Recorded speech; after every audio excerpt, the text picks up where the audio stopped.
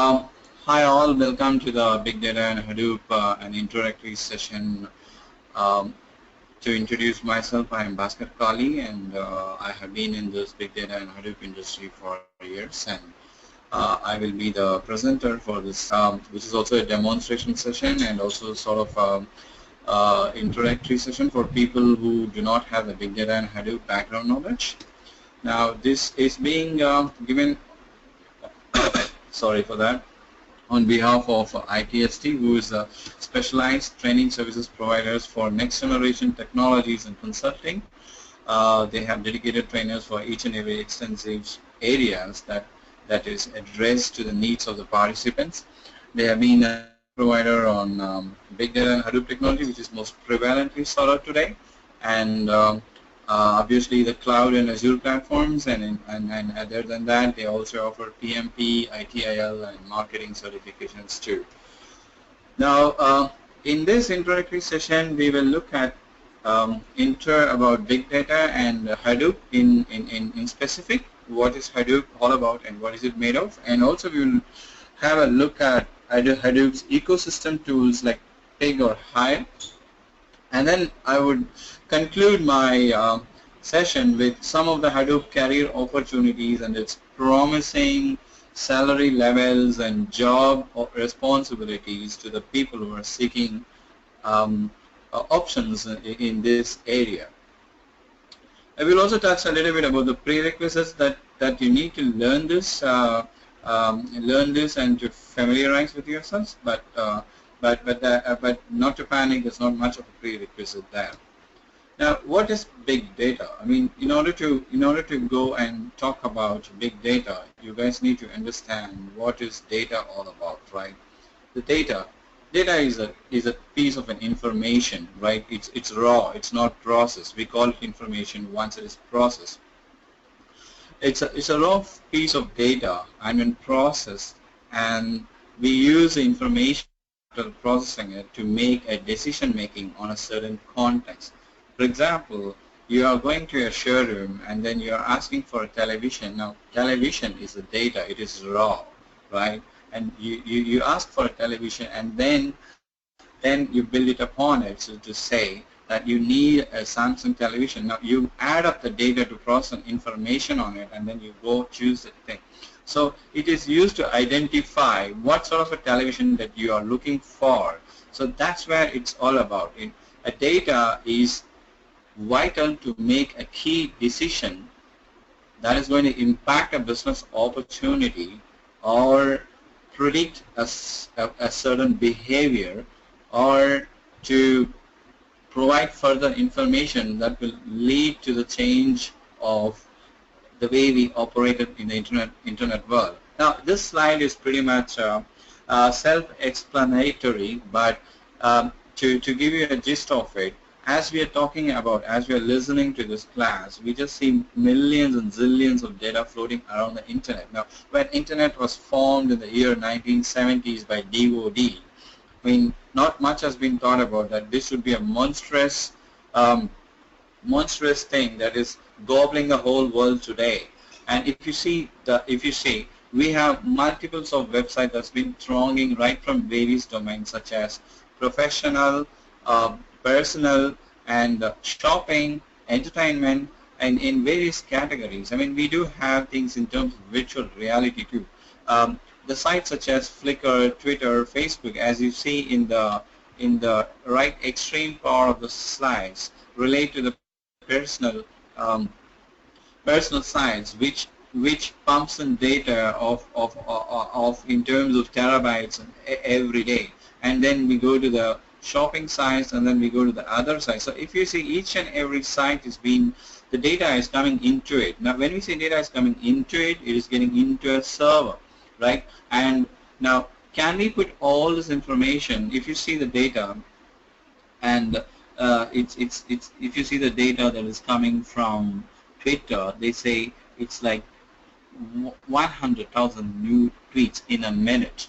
Now you can understand how much of a data it could be. So as we talk about, we see that around 639,800 GB of data is being transferred in a minute. Now, can you put these things in one monstrous servers? Now, the answer is, you can think how much of a server capacity that we would need then. So answer is obviously no. We need to find a new ways of putting this, new ways of tackling the problem, because one thing is now you've got to store the data here, this much of a data, and another thing is, okay, we stored the data, but how are we going to fetch the data and process them? Now that's what we call as a big bang of internet, because too much of information exploding in a certain fraction of time, and we got to have a mechanism to deal with this big bang. And the future growth is staggering to an extent that it is going to grow into more than the population that we are having currently in the world. Now that's what we are talking about. We are talking about big data as such a massive volume of data, which is the big bang of information that's flowing across every minute. Now, when we deal with this massive of information, for example, I may ask you, if I ask you to lift like 10 kilogram of weight, you can lift it. But 20 kilogram, yes, you can do it. But 60 kilograms, you can do it. Can you lift like 600 kilograms? No. You got to break it down into little by little, and you got to have an approach to lift that, right? That's what we're talking about. Like big data, when it's massive volume of data, can you handle everything at once? Absolutely not. You got to break them down into chunks of data, chunks of sizes, and then you got to process them on the chunks of sizes. But first of all, before we process, we got to know how do we store them. First of all, how do we store this massive amount of data into a hard disk, which is not one monolithic hard disk, because we can't find one monolithic hard disk. And the beauty of big data is that it is into three different varieties here: semi-structured, structured, and unstructured, right? For example, the Facebook post, it could have text, it could have a video, it could have a voice or emoticons. Now, we can't define a certain structure to the big data.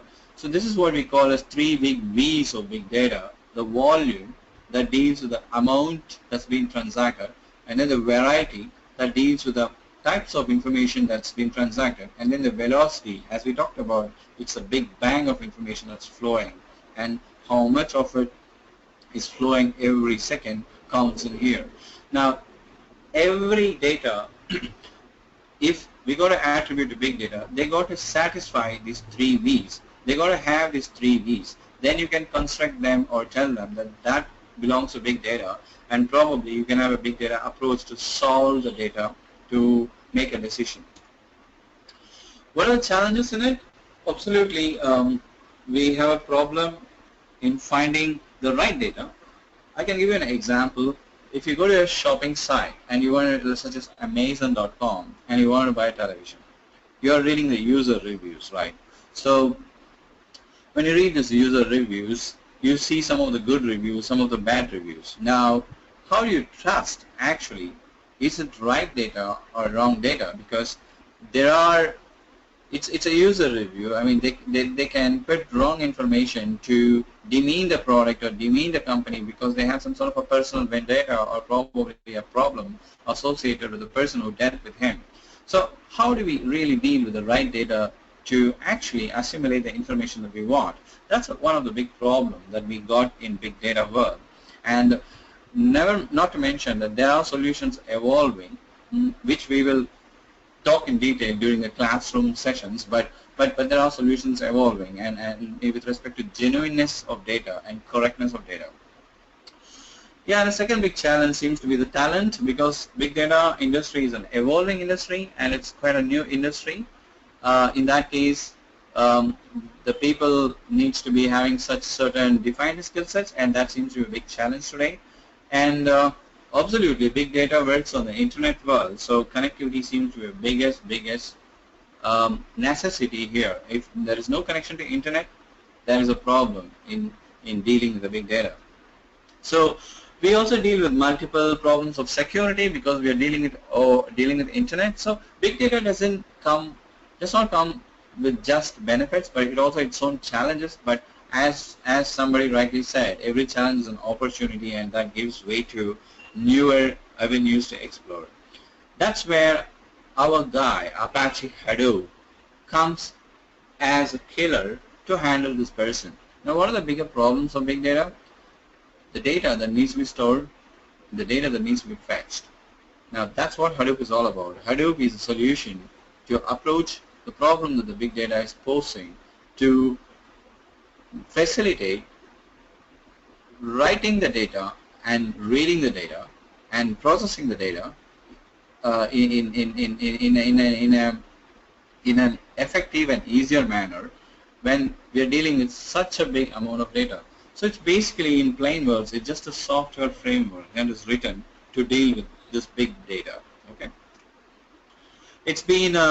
It's not just newly born today, but it's been in the industry for the past decade, and it's been slowly making its own way.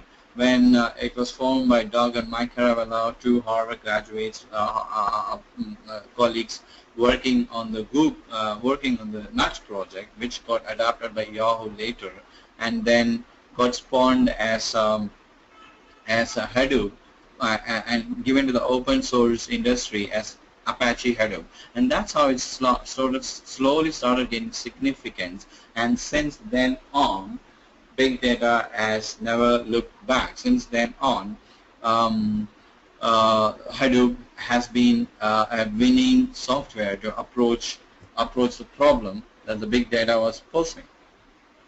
So this slide itself is a timeline slide, and it talks about how the Hadoop actually originated from the Google's papers, from its file system and MapReduce algorithm. Now, MapReduce is a key word here. You know, you got to map it. You got to map multiple elements of the data, and you got to reduce them once you map it, and that's what it's all about. Now, if I ask you, there are like 10 dumbbells, and every dumbbell weighing 1 kilograms, and I'm giving you a 10 kilogram weight. You got to break them down into 10 dumbbells, and then I am asking you to lift them.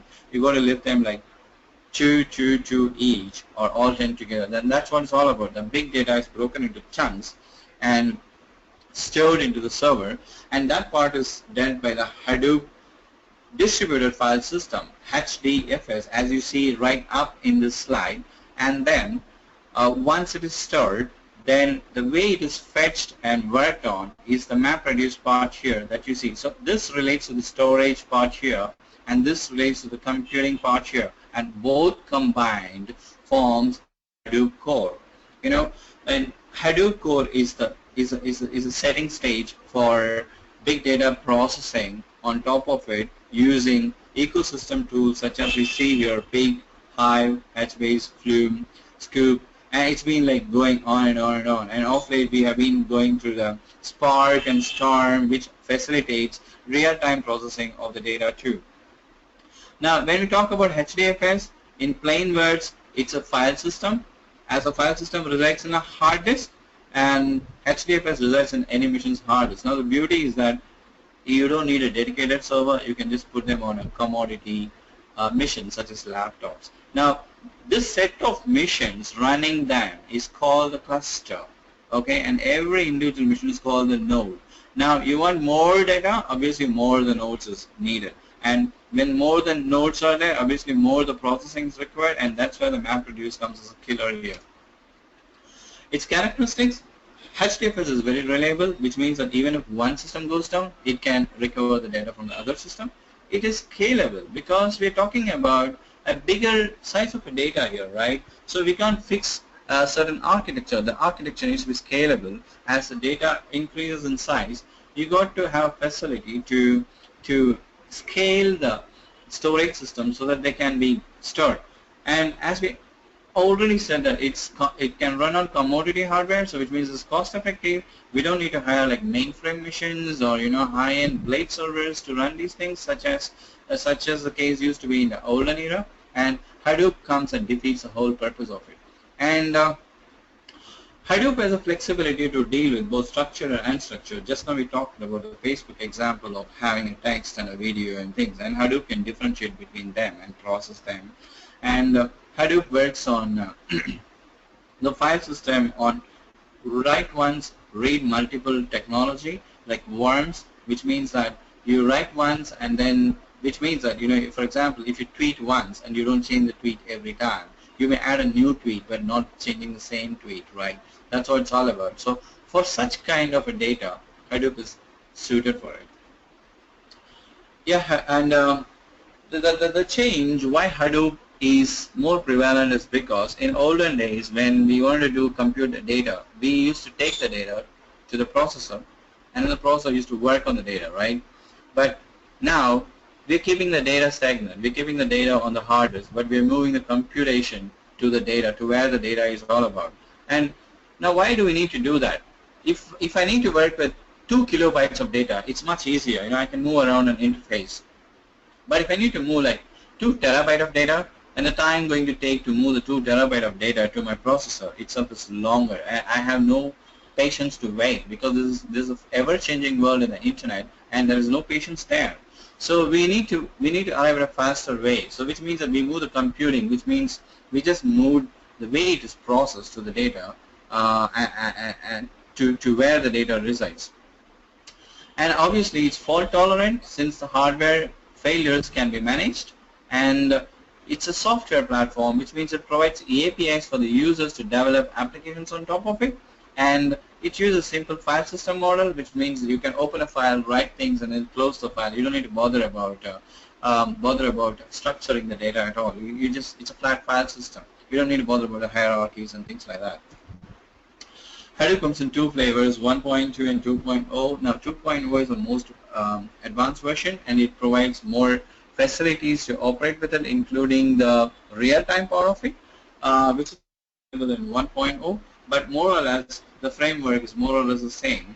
And the difference you see here is from the MapReduce and the Eon part, the way the resources are managed, the nodes. When I say the resources, they are the nodes. And the way the data is processed, they are a bit different across 1.0 and 2.0, but the basic core remains the MapReduce here. As we see, we can support many kinds of applications such as batch processing, interactive, online streaming, graphing, in-memory, and MPI for the mainframe thing on top of Hadoop. So Hadoop is an answer to migrate the old traditional data systems to the newer Hadoop-based big data systems.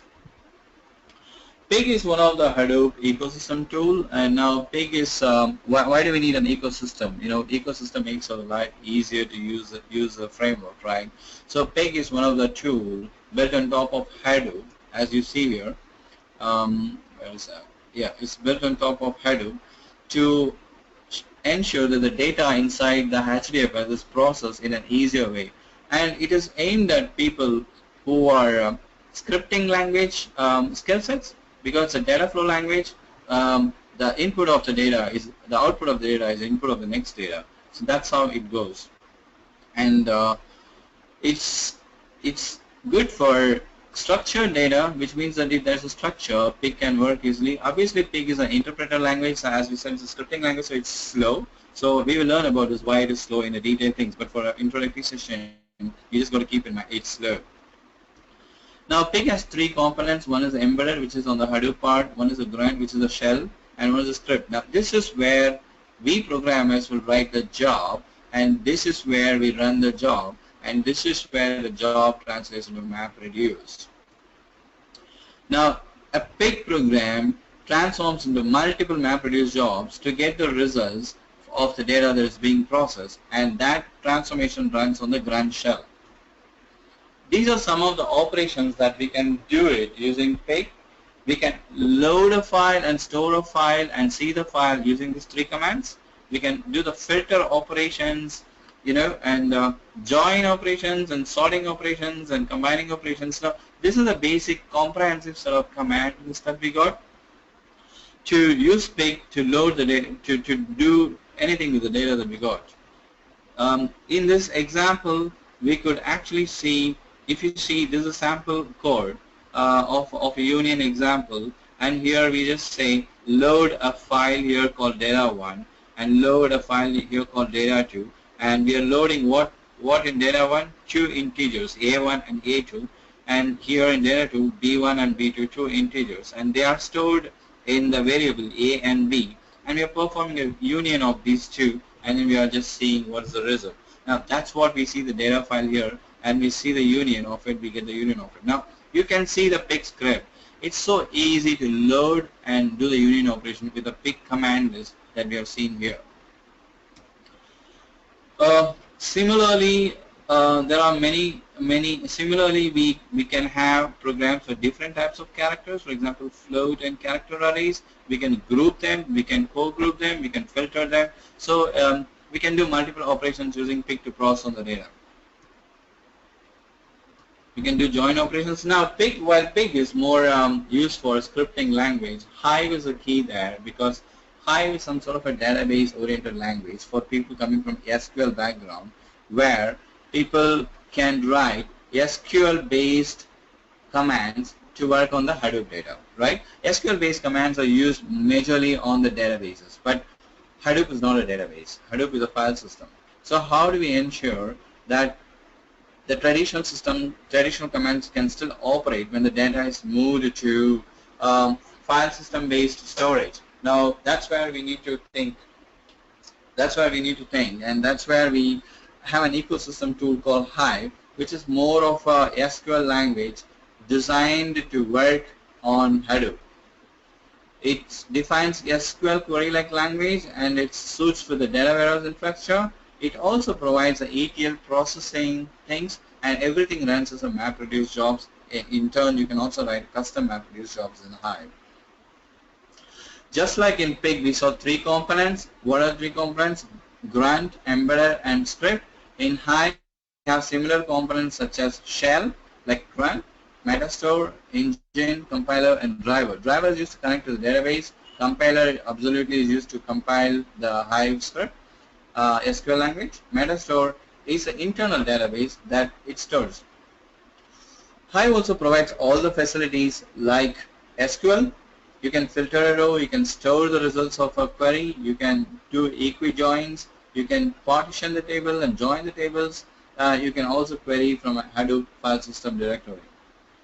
Where is it used? Hive is one of the most prevalently used ecosystem tools. You can mine the data to do some analysis on the data. You can do log processing, you can do BI processing, you can do predictive modeling techniques, and you can do document indexing with Hive applications. This is the Metastore that we are talking about. Why we need to do Metastore? Because for SQL works on a structured way of operating things, and we need to have a structured mechanism. That's the reason we need to have an internal database built called Metastore to store the structures. And it can be internal or it can be remote or local, where we need to have a driver to communicate. Absolutely, Hive, because it's running on top of Hadoop, it has all the problems of not suiting for an online processing and not suiting for real-time processing, and it is slow with respect to the queries, since it is not a real-time thing, and it is not suitable for interactive data processing. This is sample Hive architecture, and if you see, Hive actually stands on top of Hadoop, and Hive has the driver, ODBC drivers here, and compilers here, and a command line interface, and hardware interface, and a thrift server to handle different kinds of data. On top of it stands a business analysis tools such as Karmasphere, Cubole, everything. And if you see, the data is actually stored on the DFS here. Yes. Now, given the fact that Hadoop is really prevalently being used to attack the problems of the big data world, there's tremendous career opportunities that Hadoop provides, and then the statistics indicate in 2015 itself, 4.4 million IT jobs will be created, and just around half of it will be in the States itself. This is done by Gartner Research, and the Gartner Research predicts that Hadoop will be one of the most demanding technology in the big data industry, and it's been increasing exponentially in terms of investments. You can see it's like gone like sixfold increase from what it is there in 2013, and this is a strong prediction that Hadoop industry is going to grow in terms of big data. There are multiple levels of job levels. Hadoop offers. One is the administrator, which is much like the network administrators and Unix administrators, who tend to set up cluster, manage the cluster, do partitioning and things like that, who set up the tools, ecosystems. Developers who write the MapReduce programs on Java or even using one of the ecosystem tools. Business analysts who tend to use information given from the MapReduce and try to make a meaning of it. Data scientists who try to verify if the data is genuine or not, and architects who try to design the systems. And almost all the companies who are leading this space are hiring, if you see all of Fortune 500 companies, and they are prevalently in the Hadoop-based technologies. I mean, the slide is self-explanatory that more than 17,000 employees are employed by these companies with Hadoop skill sets. Salary levels, actually, if you see the current trend, the most wanted technologies are SAP and Hadoop and other web-based technologies, and Hadoop is actually leading the pack with roughly around 100,000 K USD per annum for somebody having Hadoop skills, and it is actually exceeding everything, even SAP and Unix. Okay, so it pays well a lot to learn Hadoop and master it. Now, this is the summary that we have come across, and in the detailed training, we get into the details of architectures such as what is actually contributing to HDFS and MapReduce and Yarn, and we also get into the details of Hive and other tools such as HBase and Spark, etc. And we probably have some projects to deal with it. So that's all about the introductory session today that we had. If there is any questions, we can go ahead. Otherwise, we can conclude this session.